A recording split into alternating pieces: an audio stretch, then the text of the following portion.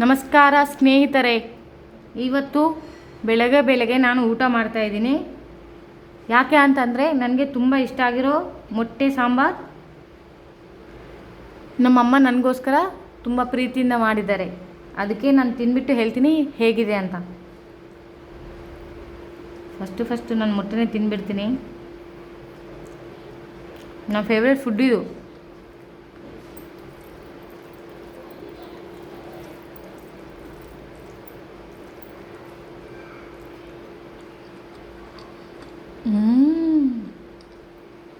Wow,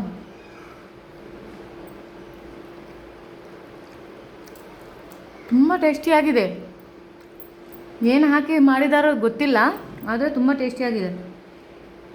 ಎಲ್ಲರೂ ಹೇಳ್ತಾರಲ್ವಾ, ಅಮ್ಮ ಪ್ರೀತಿ ಮುಂದೆ ಏನೂ ಸಾಕಾಗಲ್ಲ ಅಂತ.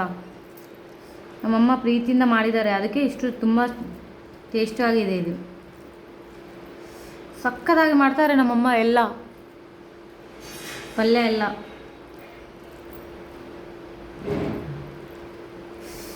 ನೀವು ಬನ್ನಿ ಫ್ರೆಂಡ್ಸ್, ನಮ್ಮಮ್ಮ ಕೈಯಲ್ಲಿ ಎಲ್ಲ ಊಟ ತಿನ್ಬಿಟ್ಟು ಹೋಗಿ.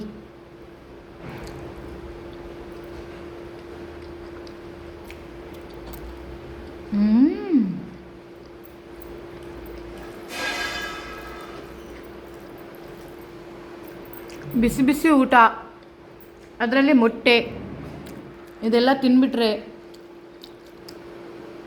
ವೆದರ್ ಎಷ್ಟು ಚೆನ್ನಾಗಿದೆ ಗೊತ್ತಾ.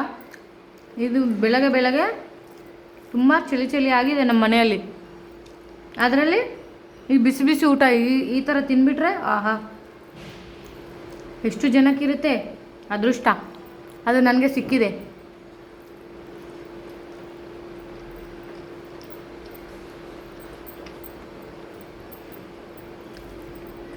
ಒಂದು ವಿಷಯ ಇಲ್ಲ ಫ್ರೆಂಡ್ಸ್, ನನಗೆ ಯಾಕೋ ಗೊತ್ತಿಲ್ಲ, ತಿನ್ನೋ ಟೈಮಲ್ಲಿ ನನಗೆ ಮಾತಾಡೋದು ತುಂಬ ಸ್ವಲ್ಪನೂ ಇಷ್ಟ ಆಗಲ್ಲ. ಎಂಜಾಯ್ ಮಾಡ್ತಾ ತಿನ್ನಬೇಕಂತ ತುಂಬ ಆಸೆ. ಏನು ತಿಂದ್ರೂ ತುಂಬ ಎಂಜಾಯ್ ಮಾಡ್ತೀನಿ ನಾನು.